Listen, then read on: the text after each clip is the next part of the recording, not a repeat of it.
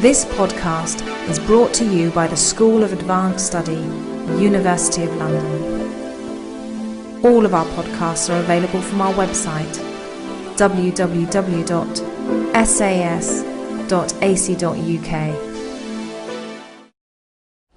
And thank you, Claudia and Peter, for the kind information. The invitation, the conference has already been immensely fruitful for me. In his 1929 Hertziana lecture, just before he glosses the 9 screens riddled with images that hung on the walls of the lecture hall, Aby Warburg reflects on his method. Quote, "Through a combination of pictorial elements with the products of language in prose or in poetry, it is possible to gain scale and perspective for every process that art history used to label with the buzzword Mannerist or Baroque degeneration, Entartung." The lecture, we know, traces how Ghirlandaio's imitation of classical images found, quote, a northern reception mirror in the art of Dürer, Rembrandt, and Rubens. Warburg's combinatorial method, then, would make tangible why these northern artists should not be branded Baroque. What, though, does he mean by Mannerist or Baroque degeneration? The lecture offers no definition of the Baroque, and Entartung, which the Nazis, with their mock exhibitions of entartete Kunst, would soon give such chilling connotations. Why does Warburg scorn the term? That the Baroque haunted Warburg in ways critical to his Kulturwissenschaft is a primary contention of my paper. With this said, Walter Benjamin's seminal study of the German Baroque, Ursprung des deutschen Trauerspiels, published a year before the Hertziana lecture, had no discernible affect or effect on Warburg. Sent to the KBW by Benjamin's publisher, the book was then sent to Saxel by Warburg. Warburg even inscribed it, not with his name, but with, as we just saw, with the KBW inscription, though there's no evidence he read any of it. As for Saxel, he thought the book was zu gescheit, which I guess you would translate into English, too clever by half, while Panofsky found it zu klug, even while admitting that, quote, he learned a great deal from it. Part of what he learned was surely how boldly the scholarship of the Warburg Circle could be appropriated. For Panofsky and Saxel, following the lead of Warburg's 1920 essay, Pagan Antique Prognostication in Words and Images in Luther's Time, had made Dürer's Melancholia I a test case of their nascent iconology. In the prognostication essay and its offshoots, Dürer exemplifies the humanist possibility of mediating astrological abstraction and determinism with the inimitable persuasive force of self-expression. By contrast, Benjamin's allegoresis of the Dürer engraving as an avatar of a melancholic, exorbitant Baroque is based on, as Scholem explains in a letter recommending his friend's book to Saxel, quote, entirely different starting points, Ausgangspunkten. In any case, as you know, Benjamin's Baroque book, as he came to call it, did not gain him entrée to the Warburg Circle, and the rest, one might say, is counterfactual history. For my part, I want to figure ways in which Warburg's and Benjamin's Baroques converge and diverge in what Jane Newman cagily calls the heroic age of German scholarship on the Baroque. If Warburg in the late 1920s is still responding to Heinrich Wölflin's version of the Baroque, so is Benjamin, who is also answering more contemporary versions promoted by Fritz Strick, Werner Weissbach, and many others. Still, both remain outliers. Benjamin persists with his often hermetic Trauerspiel book, even after German academia scorns it, while Warburg characteristically offers an oblique, episodic critique. In the years after his discharge from Kreuzlingen, figures typically labeled Baroque, like Kepler, Ovid, Rembrandt, Rubens, and Bruno, captivate him, though he publishes nothing on them. And if Warburg's Baroque is largely visual, and Benjamin's Baroque chiefly literary, a kind of complementarity, as Professor Diaz reminds us, both consistently scorn disciplinary border guards. For both, it may be said, Methode ist Umweg. To anticipate further, each variously treats the Baroque as a period concept and as a universal recursive stylistic phenomenon. But for Benjamin, such periodization is an idea, quote unquote, while for Warburg, it summons monstra needing to be tamed. More particularly, for Warburg, the Baroque occurs when pathos formulae are tied off or disconnected, when contemplative distance is distorted, and thus when hermeneutic spiritual equanimity is lost. In a 1927 notebook entry, he asserts, quote, essence of the Baroque style, manipulation with tied-off, abgeschnürten dynamograms. Like a tourniquet, Baroque style constricts the possibility of dynamic Nachleben. A metaphor about metaphor, abgeschnürt, signals that style has become too abstract, obscure, and solipsistic. Crucially, it applies not just to art historical matters. In a 1927 Tagebuch entry, Warburg recounts, Saxel has rather hastily rejected my definition of astrology as the cult of monstrous metaphor. I should have perhaps added of the tied-off, abgeschnürten metaphor. Tied off from what? From the connection with the observed star. This anti-cosmological tying off annuls, therefore, the sphere as a purposeful instrument in the business of orientation. Through this, the biomorphic elements for the observing subject's busy metamorphosis are let loose. Also thereby lost is the guaranteed unambiguousness of metaphor as objective determination of scope through the necessary act of observation. The diatactic hermetic linkage appears instead of the Hellenic logical mathematical place-determined one. This Alexandrian element is hostile to Europe, forcing her to false conclusions. Cosmologic against cosmodiatactic, metaphor as special deity, thanks to Usna. A tied-off metaphor forestalls the observer winning a viable objektive Umfangsbestimmung. Ignoring reason's pragmatic claims, the astrological imagination cultivates instead what the prognostication essay dubs Schlitterlogik, which I guess you would translate as skating or slippery logic. Further, diatactic, which means pertaining to order or arrangement, connotes excessive artifice and recalls Warburg's oft-expressed view that medieval imagery demotes the body's sensuous aspects, or what here he calls biomorphic elements. Alexandrian astrology is thus decried for ignoring the kind of Orientierung, a key Warburgian concept that astronomers like Ptolemy furnished. Since astrology gives the observer too much license to manipulate the cosmos, metaphor becomes what one of Warburg's teachers, the philologist and historian of religion Hermann Usna, terms a Sondergott, or a metaphor fueling murky myth, rather than producing clear concepts about real and symbolic relations between self and cosmos. Thus, Warburg suggests a formal but also cultural historical regress, from the universal back to the particular, from Hellenic science down to Hellenistic astrology and its recursive myths. Untethered to the phenomena themselves, the imagination runs wild, weaving excessive artifices, finding hermetic hieroglyphs where cosmologic once reigned. Put another way, when Alexandrian astrology and Baroque art manipulate disconnected dynamograms, this amounts to saying that the pathos formulae have become too allegorical. Meanwhile, borrowing again from philology, Warburg elsewhere equates the Baroque style with superlativa. The Baroque artist, he writes, seizes upon, quote, more intense expressions which he now introduces as comparative heightened forms.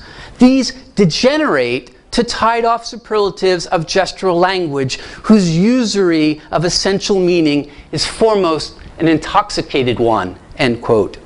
This account of superlatives derives partly from Hermann Osthoff's research in comparative linguistics. Beginning indeed with the 1905 essay on Dürer, Warburg invokes Osthoff's 1899 study of how the irregular morphology of superlative and comparative adjectives reflects overcharged emotional content. Thus, just as language is deformed by excessive pathos, so are artistic forms. The brief Contra the Baroque in Dura and Italian Antiquity starts with the premise that for late Quattrocento artists, Orpheus' death was a pathos formula, quote, a passionately and knowingly felt experience from the dark mystery play of Dionysian legend, end quote. But in this, Dura trumps his Italian counterparts, for he uniquely balances such self-conscious erlebnis with a mastery of objective form to narrow the gap, achieve a vital historical translatio between antiquity and his own time. The more sober Dura thus rejects the überlebendige Muskelrhetorik, the lively rhetoric of muscles, jenem barocken antikischen Bewegungsmanierismus, the Baroque antique mannerism of movement, and jener barocke Gebärdensprache, that Baroque gestural language ascribed to Pollaiuolo and later adopted by Leonardo and Michelangelo. So you can see two other examples that are familiar to you, I'm sure, and then there's Dura's Death of Orpheus as being not sharing that Baroque gestural language. Warburg thus casts the northern artist as learning to spurn the superlatives favored by southern artists. Superlatives uncannily confirmed by the Laocoon statue unearthed in 1506 Rome. What Warburg describes as, quote, gestural languages, antique superlatives wandering from Athens through Rome, end quote, do not degenerate in Dura's art. Furthermore, it is telling that the unearthing of antiquity's maximum engrammatic charge occurs, Warburg contends, after the Italian Baroque style had begun to flourish. Quote, the discovery of Laocoon was an outward symptom of an inwardly conditioned stylistic historical process. It marked the climax, not the birth, of Baroque degeneration. It was a revelation of something that the Italians had long sought and therefore found in the art of the ancient world, namely the extreme values of gestural and physiognomic expression, stylized in the sublime, tragic form. While never clarifying why the Italians sought such extreme values, Warburg does insist their desire for tragedy and sublimity runs in cycles. As screens 37, 41, 41a, and 47 of the Mnemosyne Atlas attest, diverse Renaissance media such as relief sculpture, woodcut, drawing, fresco, oil painting, and manuscript illustration all give expression to these extreme values. Indeed, if Pollaiuolo, like Vasari and Giambattista Marino, is Baroque, so is Ghirlandaio, who is haunted too by recursive superlatives. As Warburg asserts in a 1914 lecture, quote, beneath the sign of a revived antiquity 100 years before Marino, Marinism already stirs in Ghirlandaio, end quote. Thus it was Dura's historical task and Warburg's self-appointed critical task to find Van der Strassen, leading to a more measured encounter with classical antiquity and its Italian appropriation. Such invention was slow in coming for Warburg. His most sustained, complicated encounter with artists typically labeled Baroque is a lecture given at the KBW in 1926 titled Italian Classical Antiquity in Rembrandt's Time. Here, notwithstanding all the historical and cultural detail he offers in his portrait of the Dutch Baroque, which I am abbreviating drastically, it is Rembrandt's putative antipathy to Baroque style that became exemplary for Warburg and for his ad hoc psychological phenomenology of art history. While judgment about the Baroque style in the Rembrandt lecture are principally about the artificiel style, whose flamboyance in paintings, processions, and architecture serve chiefly to glorify rulers and astonish the rule, they concern too what any belated artist or spectator ought to do when tasked with mediating antiquity's charged memories. Thus, in Warburg's critical narrative, Antonio Tempesta, who dies in 1630, is cast, unfairly perhaps, as the unwitting master of Baroque superlatives. For Warburg, Tempesta's style is superficial, theatrical, and lacking in historical consciousness, though his dashing calligraphic manner is considered apt for, quote, Ovid's lively, adventurous prolixity, end quote. But if Warburg But if, Warburg continues, quote, Warburg continues, Tempesta advocates the plaisir of the tied-off dynamagram, end quote. By contrast, Rembrandt, who avidly collected Tempesta's drawings, creates a vital Denkraum der Besonnenheit. Rembrandt's style and imitation of classical gestures are praiseworthy, not least because of the strength, quote-unquote, of his artistic personality. So, in The Rape of Persephone, quote, sentimental phrases are blown away, end quote, as Rembrandt renews pathos formulae by stripping them of late Italian humanism's stylistic excesses. In depicting a violent mythic Catabasis, Rembrandt would confront and potentially master the demonic, but without yielding to allegory's penchant for spectacle or allowing the ephemeral comforts of bathos. His painting disdains the pursuit of exorbitant affectus native to most Baroque dramatic, visual, and plastic arts. Instead, Warburg doggedly insists, Rembrandt remembers classical expressive values without the lens of mannerism distorting his view. Warburg also tackles the question of periodization. In a handwritten addition to the typescript of the lecture, he declares, every age has the renaissance of antiquity that it merits. If this strangely echoes Benjamin's claim about the Fortleben of a text in translation, Warburg's intent here is to reject both Winckelmann's serene classicism and the enthusiastic Baroque of his contemporaries in favor of a more contingent, dynamic Nachleben. His maxim agrees with Kant that aesthetic judgments are perforce subjective, but it anticipates more strongly still the likes of Gadamer, Blumenberg, and Benjamin, for whom interpretation is heavily informed by the hermeneutics historical and cultural horizons, as well as his psychological needs. In short, in the Rembrandt lecture, Warburg may be said to discover an interior, psychological, Rembrandtian Baroque, where pathos is palpably charged, but neither superlative to nor tied off from its earlier formulations. He discovers, in short, the Baroque he needs. Like Dürer, Rembrandt is held to redeem Baroque delight in spectacle and ostentatious ornamentation because he allows these elements to become part of his representation of human interiority, without letting them overwhelm either himself or the viewer. Given all this, how capacious and fluid a category is Warburg's Baroque. As a period concept, it stretches from late 15th century Rome to late 17th century Holland.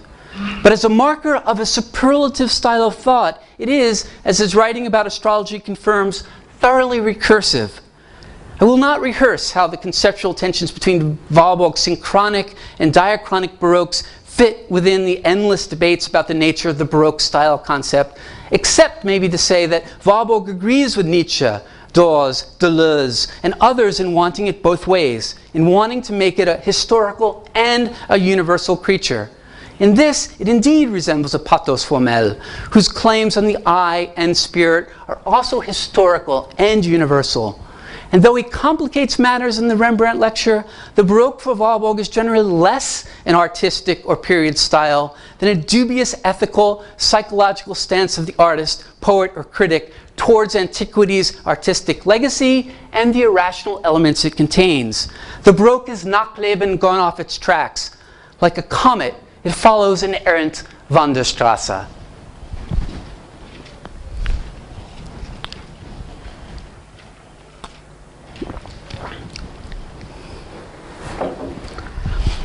Toward the end of his 1928 reading of Dürer's engraving, Benjamin obliquely glosses the comet streaking across its upper left-hand corner by citing lines from a play in which a marmot's red eyes, how do you say marmot in German? In any case, so a small rodent like a weasel, in which a marmot's red eyes, quote, gleam like a bloody comet, threatening destruction and horror. Stuffed with images of this ilk, German Baroque Trauerspiele, or mourning plays, need, Benjamin contends, to be saved from classical and Renaissance concepts of tragedy and decorum. While reading these plays as, quote, rooted in history, his Baroque book would also annul the verdicts of taste by grounding this genre and the period cultivating it in, quote, a philosophy of art that, fueled by allegory, seeks both mortification and salvation. Because of this duality, characters never shake off their immanence, even when they have eyes only for transcendence. And because of this duality, the rhetoric of the Trauerspiel is paratactic, aphoristic, hyperbolic, melancholic, and deeply allegorical. A theater of emblems or hieroglyphs, it strains to become, quote, sacred script. Interpreting Dürer's Melancholia I as a partial iconologist, and partial with both meanings here, partial iconologist, Benjamin is keen to find an avatar of the Baroque. As Sigrid Weigel, Matthew Rampley, Cornelia Zumbusch, and most recently Jane Newman have argued, Benjamin rehearses Warburg's interpretation in the prognostication essay of Dürer's engraving only to temper its faith in proto-Enlightenment progress with his own, more pessimistic, melancholy vision of intellectual history. I want, though, to complicate somewhat this chiaroscuro critical narrative, mainly by focusing on their competing visions of Nachleben, and by considering how Warburg's invoked in the closing pages of the Trauerspiel book, which envision escape from Baroque melancholy toward ecstatic experience. Again, instead of reviving the past, Baroque allegory in Benjamin's hands mortifies it. Such allegories, therefore, not easily reconciled with Warburg's pathos formula. Benjamin is fascinated by form, whether it be genre or allegory, but these largely lack the liveliness, the balance, or Besonnenheit that Warburg craves. Often for Benjamin, melancholy verges dangerously on madness, exactly the kind of loss of control decried by Warburg, who feels compelled to find or invent historical periods where this danger is variously contained. For Benjamin, melancholy creates material, rhetorical, and conceptual excess that dialectically demands allegorical redemption. Thus, if the Trauerspiel book is riddled by the relations between word and image, its rebuses indicate exorbitant solutions. Like Warburg, Benjamin mines the history of astrology and mimics its analogic solutions, but he also remakes the Warburg-Saxel-Panofsky reading of melancholy in Dürer's engraving for his own, now skeptical, now mystical ends. Via mourning and melancholy, the Baroque artist and Benjamin, the belated critic, reach allegorical depths and crave epistemological heights. For the German Baroque stage does not reflect the cosmos. It is no theatrum mundi, but it functions rather as a, quote, space which belongs to an inner world of feeling. Asking how the Trauerspiel responds to the empty world, Benjamin answers that, quote, mourning is the state of mind in which feeling revives the empty world in the form of a mask and derives an enigmatic satisfaction in contemplating it, end quote. As public ostentation transforms private mourning, Hamlet, Segismundo, and Leo Arminius tread the boards to embody at once Neoplatonic melancholy as a mark of genius and the sister notion that melancholy and madness are interchangeable fates. But even as he fleshes out these intellectual historical claims by turning to Melancholia I, Benjamin, as I see it, treats Dürer's loaded imagery as emblems foretelling his own reading of Baroque allegory. Rather than negotiating Warburg's theoretical agenda in the prognostication essay, namely that Luther was a liminal proto-Enlightenment figure, or that, quote, and you all know this, quote, Athens wants always to be won back again from Alexandria, Benjamin looks forward to the second part of his book, quote, and this, the ripest and most mysterious fruit of the cosmological culture of Maximilian's circle, as Warburg has called it, may well be considered as a seed in which the allegorical flower of the Baroque, still held in check by the power of genius, lies ready to burst into bloom, end quote. Yet, the ingenious seed that is Dürer's engraving bears mutant, disappointing fruit in the Trauerspiel. For unlike Dürer, the German Baroque playwrights fail to express vividly, convincingly, their own subjectivity. premised on the idea that the Nachleben with which they wrestle is more medieval than it was classical or Senecan, Benjamin's verdict is also prompted by the larger demands made by his philosophy of art. Thus, part 1 ends with the figure, quote, of Hamlet, who uniquely in the, end quote, who uniquely in the Baroque period synthesizes Christianity and the classical legacy, and so is, quote, able to awaken within itself the clear light of self-awareness. In other words, melancholy, like allegory, ought to be dialectical. Melancholy, we are told, betrays the world for the sake of knowledge.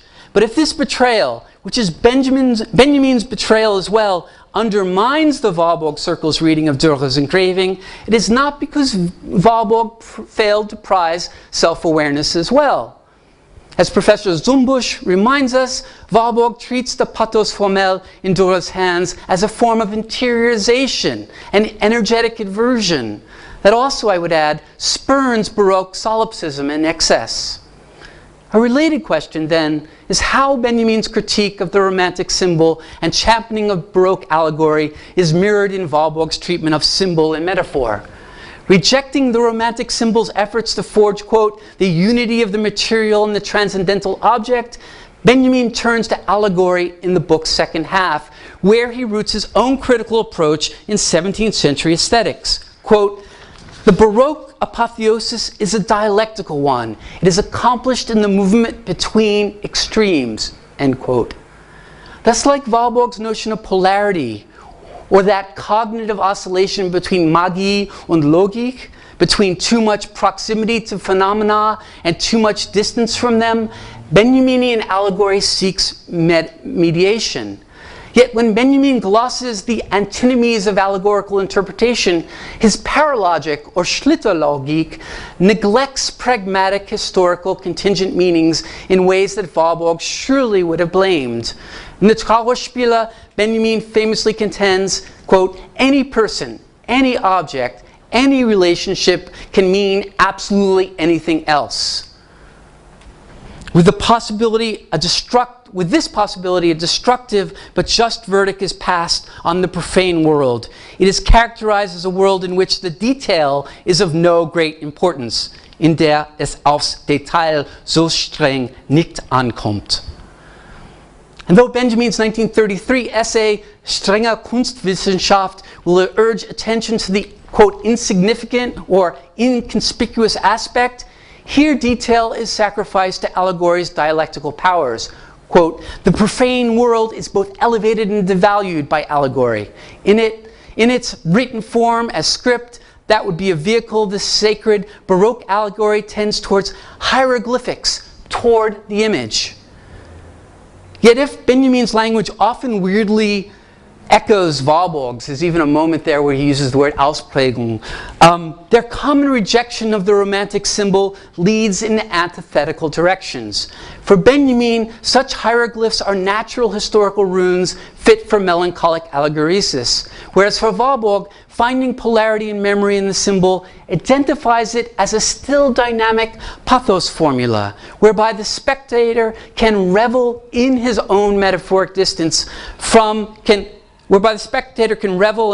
in his own metaphorical distance from the kind of decline or verfall that troubles Benjamin. For Warburg, too much abstraction foils this contemplation, too little, and the great emotion that precipitated the symbol myth in the first place threatens to overwhelm the artist critic. Moving then, without comment from script to sculpture, Benjamin invokes the Belvedere torso to help him distinguish between Romantic and Baroque interpretations of classical antiquity. Both interpretations are hostile to classicism, but whereas Romanticism urges an aesthetic take, the Baroque, contemplating dry rebuses, treats art as a problem and so turns to theology for assistance. It is at this point, moving by analogy back from visual art to literature, that Benjamin offers his much dissected neo-Baroque analogy. Quote, allegories are in the realm of thoughts, what runes are in the realm of things. Thus, while Warburg insists on placing runes safely in grisaille, Benjamin foregrounds them to better serve allegoresis. For him, the richness of the Baroque in allegory is, quote, multiplicity of meaning, end quote, and no object is richer in interpretations or more ambiguous than the fragmented rune. As for the question of taste, if Warburg and Benjamin both react against Voegelin's formalist approach to the Baroque and art history more generally, Voegelin did help them obviate aesthetic judgments. Warburg's distaste for Baroque and Entartung is palpable enough, but this seems motivated less by aesthetic preference and more by intellectual spiritual need. As Didi Ubermann urges, Warburg's Kulturwissenschaft is deeply symptomatic.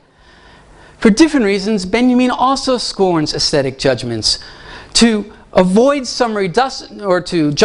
leap over summary dismissals of the Schauspieler as just so much bombast, he insists on analyzing form. And despite his obvious taste for their esoteric aspects, he consistently casts his judgments about these plays as epistemological ones. Because he's captivated by their form, idea, or metaphysical substance, and because he's immune to their affectus, the Schauspieler can literally and figuratively be ideal. Hence, for all the rich historicity he discovers in the Baroque, Benjamin ultimately adopts a more synchronic than diachronic perspective. Not only is the Baroque book presented as an account of his own schooling, Schulung, but it's grounded in the perception that post-World War I Germany, like the Germany during the 30 Years' War, is a time of Verfall. While Warburg looks iconologically to Quattrocento Italy for renewal, Benjamin looks allegorically to the Baroque, not for renewal, but for the means to make sense of what he idiosyncratically understands as natural history. In a reductive word, if Warburg seeks Nachleben, Benjamin desires mortification. Criticism, Benjamin asserts, means the mortification of the works. So as the book heads towards its enigmatic conclusion, its ponderación misteriosa, Benjamin seizes upon the corpse as the ultimate emptying out of physis, nature. If allegory gives form to the conflict between Christianity and paganism, for Benjamin, the memento mori, the death's head, points, quote, not just to the abyss of evil, end quote, and the insoluble problem of representing infinity, but also to, quote, the limit set upon allegorical contemplation. It is here, when trying to solve this final riddle, whereas Lowenstein's verse has it, the skull suddenly appears to be an angel's countenance, that Benjamin cites thrice Warburg's prognostication essay. The first instance occurs in a discussion of Renaissance occultism. Quote, prompted by elective affinity, als wahlverwandter Stimmung, Warburg fascinatingly unfolds how in the Renaissance celestial appearances were comprehended in human terms in order to at least pictorially limit their demonic potency, end quote. This is taken from the Schlusswort, just before Warburg more famously declares, Wir sind im Zeitalter des Faust. Now, whether the elective affinity that Benjamin feels with Warburg extends to the latter's recursive view of history remains unclear. Just after citing Warburg, though, he claims that, quote, the Renaissance awakens a visual speculation whose emblematics are bound up with the world of the Middle Ages, end quote. In other words, Baroque emblematics, as discussed throughout the Schauspiel book, is the product of a briefer Nachleben than Warburg was willing to admit. Yet alternately, the elective affinity Warburg enjoys with his materials is surely paralleled by how Benjamin's own methods sympathize with the Baroque ones he studies. With the second citation, Warburg is enlisted, along with Usna, to buttress the theory of Baroque allegory. In the section titled Mourning and the Origin of Allegory, Usna is quoted at length to explain how the gods became abstractions in the course of antiquity, a process culminating in the Alexandrian school. Again, I mean, the last paper, Professor Wolf's paper, made me think, again, Warburg is infected in a sense with the second-hand kind of Viconianism. And you see that here well, I guess Benjamin by osmosis is also contaminated with the same virus, if you will.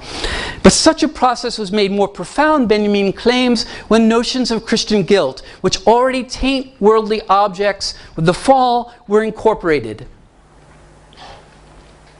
Then Warburg is cited, and I put the citation here because it's complex. Then it is at this point that Warburg is cited. Quote, "The formal beauty of the figures of the gods and the tasteful reconciliation of Christian and pagan beliefs should not blind us to the fact that even in Italy around 1520, that is, at the time of the most free and creative artistic activity, antiquity was venerated, as it were, in a double herma, which had one dark demonic countenance that called for a superstitious cult, and another serene Olympian one, which demanded aesthetic veneration. To this, however," Benjamin adds, "the three most important impulses in the origin of Western allegory are non-antique, anti-antique. The gods project into the alien world. They become evil and they become creatures. The attire, Kleid, of the Olympians is left behind, and in the course of time, the emblems collect around it. And this attire is as creaturely as a devil's body." Here Warburg is slyly, effectively used to deny the afterlife of antiquity in favor of the afterlife of medieval superstition. Further, in light of Benjamin's account of creaturely Kleid, of creaturely attire, one cannot but recall Warburg's characteristic reading of fluttering garments as instances of bewegtes Leben. In this respect, Warburg plays the pagan, whereas Benjamin rehearses Christian theology. Where Warburg sees a pathos formel and his beloved salvational nymph, Benjamin sees, quote, "the deadness of the figures and the abstraction of the concepts, which are themselves the precondition of the allegorical metamorphosis of the pantheon into the world of magical conceptual creatures," end quote. In sum, Benjamin looks to and beyond mementi mori, whereas Warburg presents details of bewegtes Leben as charting a middle way between a demonic countenance and an Olympian one.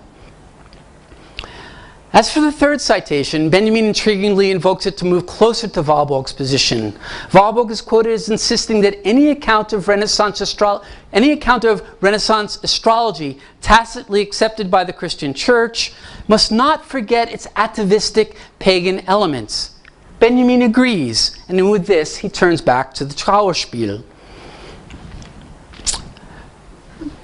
Given this agreement, in the final section of my paper, I had wanted to discuss Warburg's self-nominated Bruno-Reise, that is, his sojourn in Italy with Gertrude Bing from September 1928 to June 1929, during which they wrestled with the words and images of the Baroque cosmographer Giordano Bruno. I had wanted to show how Bruno's heroic allegorization of pagan myth and Copernican astronomy moved Warburg to adumbrate not only a form of diagrammatic thought and intellectual history that was hailed by his friend Ernst Cassirer, but also how in his letters, Tagebuch entries, and Bruno notebook, Warburg baroquely allegorizes his own Kulturwissenschaft as a form of heliotropism and ascent. And those are Warburg's words. I had wanted to suggest how all this brings him closer to Benjamin's Baroque. But since I've almost already used my time, let me conclude by asserting that with Bruno, and I would add Kepler, figures who exemplarily balance polar forces, Warburg implicitly separates the vices of Baroque art from the virtues of Baroque science. This is puzzling, I think, because Warburg's interpretation of Alexandrian astrology is never divorced from his interpretation of art history. It also raises the question of whether Warburg's comparative Kulturwissenschaft loses coherence somewhat when it comes to the Baroque. Perhaps it does, though I suspect that had he lived longer, Warburg might have reconciled these two strands of the Baroque, just as he subtly, mosaic-like, as Zaxel puts it, integrates art historical and astrological images in the Atlas. But as for the Wahlverwandtschaft between Warburg's and Benjamin's version of the Baroque, it is largely, I think, a tropological one. Both men mine Baroque excess to help write versions of intellectual history structured by rhetorical figures. For Warburg, when symbols, metaphors become tied off, the Baroque emerges. For Benjamin, when allegory becomes dynamic, bombastic, riddled by extremes, the Baroque reigns. Warburg's pathos formulae are riddled by polarities that stop short of being dialectical in the ways that Benjamin wants allegory to be. Though Warburg's notion of inversion, or what happens when pathos formulae are taken up by Christianity, does sometimes approximate Benjaminian allegory. Benjamin would save Baroque allegory from being eclipsed by the Romantic symbol, while Warburg, who also denies the symbol's immanence, would untie metaphor from astrological hieroglyphs and so temper its superlative claims. Eyeing the recurrent specter of hieroglyphic thought, Warburg, in the introduction to Mnemosyne, signals why, quote, the new pathos-laden gestural language of pagan origin, end quote, was learned with such difficulty in the late Quattrocento.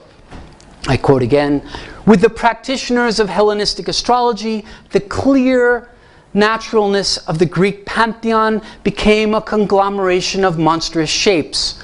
Given their opacity as grotesque hieroglyphs of fate for human credulity, they perforce provoke the emphatic demand of an epoch which called for organic clarity in external stylistic appearance, end quote. But Warburg too feels compelled to clarify such hieroglyphs of fate. He too would dispel this specter, one, thanks to Athanasius Kircher and others, long prospered in Baroque Rome. By contrast, as I've argued, Benjamin avidly reads Baroque writing as hieroglyphic to serve his allegorical ends. Thus, in the end, while their motives differ, both men cultivate anachronic Baroques. If anachronism or anachronism, as Christopher Wood and Alexander Nagel have it, charges artistic memory with inventing meaning outside the strictures of chronology, then Warburg's Nachleben and Benjamin's Mortification both thrive in this mode. Their Baroques speak to the needs of the present and the future as much as they make claims on the past. Or, as Petrarch put it long ago, as he wavered between his love for antiquity and desire for eternity, it is better to will the good than to know the truth. Thank you.